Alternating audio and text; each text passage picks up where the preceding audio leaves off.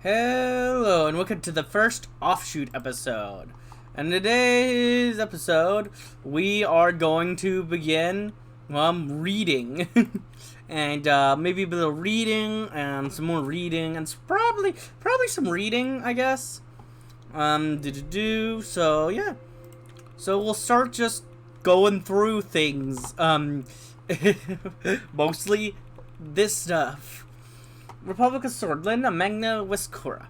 We're a member of the AN. The Alliance of Nations is an international organization formed by the most of the countries on Earth, focused on intergovernmental framework and mutual cooperation solving conflict. We're also a member of the OMEC, the Organization of Market-Pan Economic Development. OMEC is an intergovernmental economic organization to stimulate economic progress and increase trade in Mercopa. We are the leader, and yeah. We've got a projected growth of bad. We've got 7, we've got some money, things are good. Things are good, I'd say. So, let us begin. News is something we'll read in an actual normal series, but we'll start with, our overview. Our government overview. Military. We'll start with our policies. We have a compulsory military service. In Swordland, the military operates as a conscription force, where the duty of military service falls upon males upon reaching the age of 18. This mandatory conscription ensures a consistent and capable pool of personnel to uphold the nation's defense and security, strengthening the overall resilience and readiness of the military. Swordist General Staff. The Swordist General Staff, comprising esteemed and seasonal generals, serves as a pivotal military planning body. This esteemed assembly of top-ranking officers engages in meticulous strategizing and coordinating to develop comprehensive plans and strategies that optimize the military operational efficiency and ensure the successful execution of defense objectives. Gerduric under defense. The Gerdamari established an esteemed armed law enforcement organization, stands as a bulwark in preserving security and public order, with a primary focus on rural security. Furthermore, the Gind Army versatility allows it to be flexible and deployed to assist cities under the guidance and request of mayors, fortifying law enforcement capabilities and fostering safer environments for all. We have some military situations currently active. We have military interference in politics. The military activity interferes in the political landscape, using their influence and power to further their will. In Swordland, the military has a history of political involvement and influence, with some past governments relying on military support. You have outdated military equipment. The outdated equipment in Swordish armed forces is posing a serious threat to the country's national security and combat readiness. The equipment, which has been in use for several decades, is no longer capable of meeting the demands of modern warfare, making it difficult for the armed forces to effectively respond to evolving threats. This has not only comprised the safety and security of Swordland, but has also weakened its standing as a regional military power. Internal security jurisdiction. The Ministry of Defense is responsible for maintaining security within Swordland, and this includes the use of Gind Army, a special military force that operates within the country's borders. The Gind Army is tasked with maintaining law and order in areas where civil authorities are unable to do so. They are authorized to use force if necessary to achieve their objectives. So red is basically bad, orange is like okay, green is good. Large reservist pool. The military has a significant reservist pool that can be called upon during times of war or crisis. These reservists often have prior military experience and can be rapidly mobilized to augment the active duty forces. In addition, the reservist system serves as a means of maintaining military readiness during peacetime by providing regular training and drills to reservists, ensuring that they are prepared to quickly integrate with the active duty forces if needed. Experienced generals. The Swordist General Staff is comprised of a highly skilled and experienced generals who have served in the military for many years. Their extensive experience and knowledge allow them to make informed and strategic decisions, enabling the military to operate with precision and effectiveness. Now we will go over to law. Policies. We have the controversial amendments require Assembly and Supreme Court.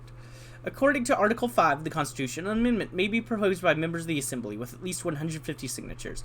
A two-thirds majority vote in the Grand National Assembly and a simple majority vote in the Supreme Court is required for amendment. Honorary membership. Article 99 of the new Constitution defines the Member of Honor title, its appointment procedure, as well as the rights their members may exercise. A Member of Honor has absolute immunity and is a permanent member of the Grand National Assembly. He/she is entitled to his/her security team, provided by the state's presidential guards. The member is also eligible to live in special private residence provided by the state for free. The only Member of Honor is Tarquin Sol. The immunity of judges. The judges of the Supreme Court are not held individually responsible for the actions performed in the exercise of their duties. This principle safeguards their independence and shields them from personal liability while upholding the impartiality of their judicial decision-making. Unlimited terms. According to the Constitution of Swordsland, there are no limitations on the number of terms the president can serve. The provision allows for the possibility of the president being elected and re-elected for consecutive terms without any restriction on term limits. The absence of term limits provides stability in leadership and continuity in governance, allowing the president to potentially serve an unlimited number of terms if re-elected by the electorate. Presidential decrees. According to Article 18 and 51, the President may issue decrees on political, social, and economic issues that would carry the force of law. However, they could not contradict the Constitution and are subject to judicial review. The Assembly may pass legislation on the same subjects to override presidential decrees. Election threshold of 10%. According to the Article 50 of the new Constitution, a political party needs a minimum of 10% of the total national vote to win seats in the Grand National Assembly. Votes of the parties who pass the threshold are redistributed proportionally. Ministers chosen from the Assembly. The President appoints ministers of the Council of the Ministers from among the elected members of the Assembly. This process fosters political inclusiveness and allows for a representation from various parties in the executive decision-making process. Presidential impeachment by the court. According to Article 17 of the new Constitution, the President of Swordsland is not responsible for the actions performed in the exercise of presidential duties, except in the case of high treason or violation of the Constitution. In such cases, the President may be impeached by the Supreme Court in a joint session with an absolute majority of its members. The President may veto bills. Articles 77 and 82 of the new Constitution grant the President the authority to veto a bill by returning it to the Assembly with a written statement. This veto power serves as a check and balance mechanism, allowing the President to express concerns and initiate further deliberations on proposed legislation. Bludish Freedom Party banned. Former President Tarquin Sol declared the Bloodish Freedom Party, or BFP, to be an illegal criminal organization due to their secessionist activities. Any suspected member of the party shall be arrested without trial. Any event or operation or organization suspected to be colluding with the BFP will be disbanded and its partakers arrested. Special Zone of Bergia. The region of Bergia is currently structured as a special zone, as a different government structure than the rest of the country. Established Tarquin Sol after the bloody revolt of the separationists. The special zone was aimed to eliminate the security threats to the region and to maintain peace. There are no municipal elections within the special zone, and the region is governed by a governor with expanded powers from the city of Deir, who is usually appointed by the president. The special zone has its own security forces and is not in jurisdiction of the Interior Ministry. Article 6 and 7. Article 6 of the Swedish Constitution identifies all citizens as swords, and irrespective of their ethnicities or cultures. Article 7 states that every sword is equal before the law, implying equal rights and responsibilities for all citizens. Our situations in law, we have court backlog. The Swedish legal system is facing significant backlog in courts, causing strain and delays in the administration of justice. The delays have resulted in disorder and frustration among the litigants, and the backlog is causing unintentional injustices, as judges are unable to provide timely responses. We have a limited woman's right. Women in Swordsland face extreme sexism, both in the workplace and at home. In addition, the law prohibits girls from learning natural and social sciences, among other subjects. Women are often paid less than their male counterparts. Furthermore, they have little to no legal protection in case of domestic abuse. The Bluedish problem. Swordland has a complex relationship with its Bluedish population, with discrimination and unequal treatment being a persistent issue. The Bloodish people continue to face systematic barriers to education, employment, and political representation. This has led to a growing sense of frustration and disenfranchisement among the Bloodish. Judicial rivalry. Political and constitutional dispute has arisen between the Supreme Court and Ministry of Justice over their respective legal authority, causing tensions within the government. Some human rights. Despite efforts to uphold human rights, violations continue to occur in Swordland due to the broad powers granted to law enforcement. But some rights are protected, such as freedom of speech and assembly, others are routinely violated, such as the right to fair trial and protection against police brutality. Freedom of the press. Swordland has a free press, and individuals are generally able to express themselves through various forms of media without significant government interference.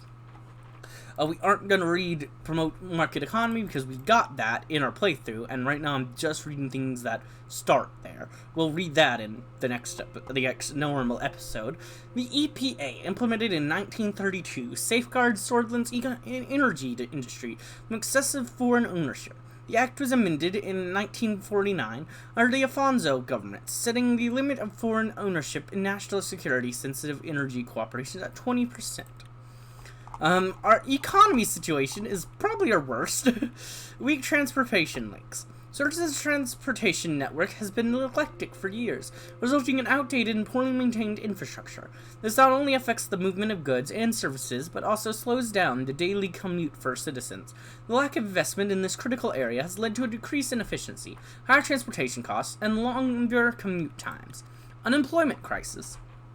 The high unemployment rate has caused a significant impact on Swedish society, leading to an increase in poverty, crime, and homelessness. Families are struggling to make ends meet, and many people are unable to find work despite their qualifications and experience. This has also led to a brain drain, with many skilled workers leaving the country in search of better job opportunities. Tax evasion. It has come to the attention of the government that serious tax evasion practices are being exercised by important businesses and other parts of the populace. This is a concerning issue that needs to be addressed in order to ensure a fair and stable tax system for all citizens. Decreased trade volume. Previous government attempts to solidify trade relations were unsuccessful, which combined with the effects of the recession resulted in a significant decrease in trade volume. Without effective measures to address the underlying issues driving the decrease, the country may face continued economic challenges. Bergia economy plummets. The region's economy is declining at a rapid rate due to a lack of investment, resulting in an increase in crime, homelessness, and unemployment. It must take immediate action to address the underlying issues by increasing investment, promoting job growth, and creating new economic opportunities. Lauren Rust Belt. The economy of the region has experienced a rapid decline due to a lack of investment. This has resulted in a rise in crime, homelessness, and unemployment. These challenges have a significant impact on the region's residents, many struggling to make ends meet and access basic services. Agland lacks investment. Agland region is in crisis as the lack of investment has led to a rapid decline in economy. The region, which was once known for its stable economy, is now facing unprecedented challenges that threaten its social fabric and economic stability. With rising levels of crime, homelessness, and unemployment, the region is struggling to cope. Stagnated production. The mismanagement and lack of direction of economic policies, along with the recession, has resulted in stagnation in production growth. As a consequence, the country's economy is struggling to recover, with high unemployment rates and decreasing business investments. Groningen barely maintains growth. Despite concerted efforts and strategic investments, the economic situation in Groningen is demonstrating marginal stability. This region, famed for its fertile vineyards and vital export sector, is grappling with notable economic challenges that impact its growth potential. Across Swordland, the tourism industry is demonstrating stable performance, operating at an average activity level. The consistent influx of tourists in visiting our nation's various attractions aligns with the expected trends, reflecting the steady appeal of Swordland's diverse cultural and natural heritage. Now let's move on to welfare. Written welfare principles. The long-standing welfare principles that have traditionally guided the provision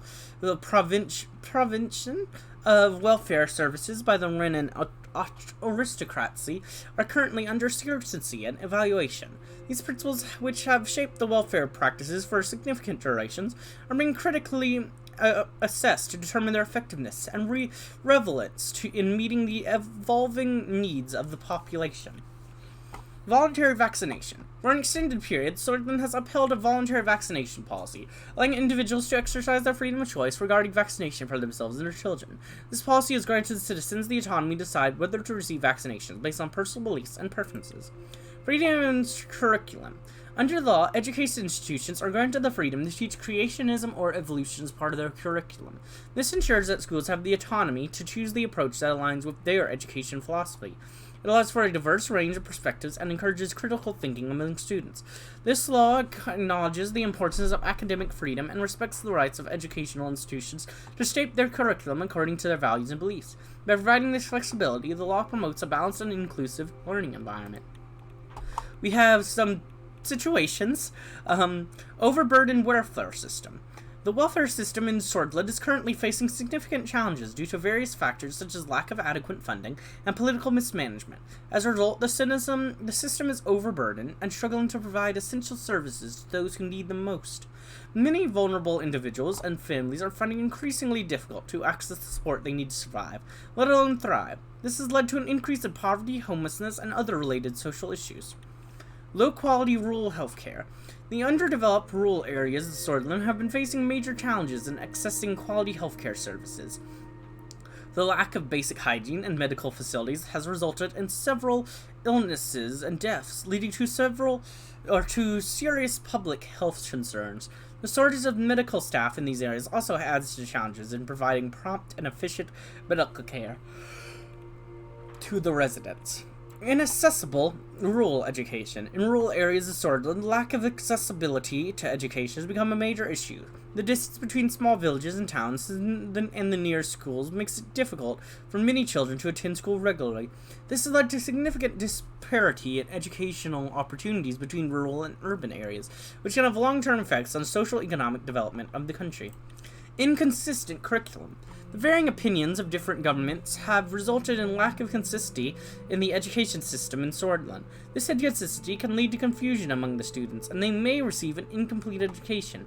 It can also impact the quality of the education that students receive, as different curriculums may have different standards. This can lead to an educational gap between the students who attend schools with different curriculums. Soulless education. With schools and universities providing a solid understanding of our founding father, Turkin's soul, students will be able to learn about the values, principles, and histories that shape their country. Through this education, they can develop a deep appreciation for their heritage and sense of pride of their nation. Moreover, by understanding the struggles and sacrifices made by our founding father, students can develop a sense of responsibility towards their country and become an informed and active citizen who work towards the betterment of their society. Good urban institutions. There we go.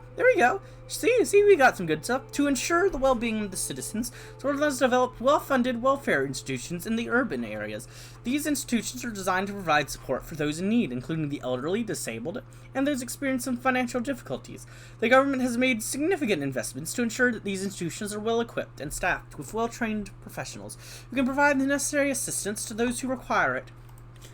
Order. Just currently active, just the security privileges. Members of the security privileges in Switzerland enjoy privileges and benefits that extend beyond those available to the general population. These special provisions reflect the unique nature of their responsibilities and the critical role they play in safeguarding the nation's security and stability. We've got some corruption. The pervasive corruption in Switzerland has created a culture of inefficient and undermined the rule of law. Despite recent efforts to combat corruption, reports suggest that the problem persists at all levels of society, from government officials to private sectors actors. This has led to a lack of trust in public institutions and hampered economic growth and development. We have illegal immigration. Switzerland is currently facing a significant challenge with increased immigration and a lack of clear policy on how to handle it. The government indecision has left loopholes in the system that are being exploited by some. The situation is complicated by the fact that many of the immigrants are fleeing conflict and persecution in their neighboring countries. This has resulted in a large number of undocumented individuals entering the country, creating a strain on resources and leading to increased crime rates in some areas. Organized crime. The Coranelli and the Skinner cartel, among other dangerous criminal organizations, continue to conduct organized crime activities, remaining elusive to law enforcement. Their illegal operations cause significant harm to society and the rule of law, and efforts to stop their activities have been largely unsuccessful. Despite the best efforts of police and anti-crime units, these criminal networks continue to operate with impunity, creating a sense of fear and security among the citizens. Dispute with the government of Bergia. The Minister of Interior and the government of the Special Zone of Bergia are currently in a legal dispute regarding the jurisdiction and control of the internal security matters within the region of Bergia. Due to the special laws of Bergia, the Bergian local security forces do not fall under the authority of the Minister of Interior, causing issues of communication and collaboration with central government. Immediate BFF threat persists. Despite efforts to counteract their activity, the immediate threat from the British Freedom Front persists, maintaining a state of unrest and potential instability within Swordland. Then we have diplomacy. AN member. The Alliance of Nations stands as a beacon of global collaboration, tirelessly working to maintain peace, security, and cooperation among nations. Through diplomatic channels and joint initiatives, member countries pool their resources and expertise to address emerging challenges and forge a more harmonious international community. OMEC member. The Organization for Mercopian Economic Cooperation, of which the Republic of Swordland is a member, plays a pivotal role in stimulating economic progress and fostering continental trade by promoting collaborating, knowledge sharing, and harmonizing of trade policies among member nations. This organization facilitates increased economic integration, trade diversification, and mutual beneficial partnerships. Neutrality. Neutrality serves as a cornerstone of Swordland foreign policy, fostering an approach of non-alignment with any power bloc or alliance. By maintaining a neutral stance, Swordland aims to preserve its autonomy, enhance diplomatic flexibility, and promote peaceful relationships with nations across the globe. And this one is like the only one we actually have more green than red. It's literally the only one. Rumberg expansionism. The expansionist doctrine of Rumberg over the last centuries led to highly volatile situations on the Mercopa continent. Rumberg's actions have contributed to increased tensions and instability in the region, with potential negative consequences for neighboring nations like Swordland. Lack of allies. Swordland's independence and prominent role on the international stage are not fully secured as it lacks strong allies. Without the support of reliable allies, Swordland may struggle to assert its interests and maintain its position in the global arena. Foreign energy influence. Swordland has experienced a moderate level of foreign influence within its energy sector, creating certain challenges in maintaining control over domestic energy policies and decision-making. Influential OMC member. Swordland is a key member of the founding members of OMC, as many of the economic experts of Sword's descent. The contributions of Swordland's economic experts has been crucial in the establishment and development of OMC as a prominent economic organization. Experienced diplomats. The diplomatic corps of Swordland has a well-earned reputation for excellence, having educated some of the finest diplomats who have excelled in their field over the past century. Balanced energy prices. Swordland is currently enjoying a period of balanced energy prices, reflecting stability in both supply and demand within the sector. This equilibrium has potential to contribute positively to the economy, fostering a conducive environment for steady growth and sustainable economic planning. Woo! And those are all the overview. We haven't even started the connections or the codex yet, but we got through the overview, and I think the overview will be today's full episode. So I hope you enjoyed, and if you did, like, comment, subscribe, and hit the bell button. And, as always, peace.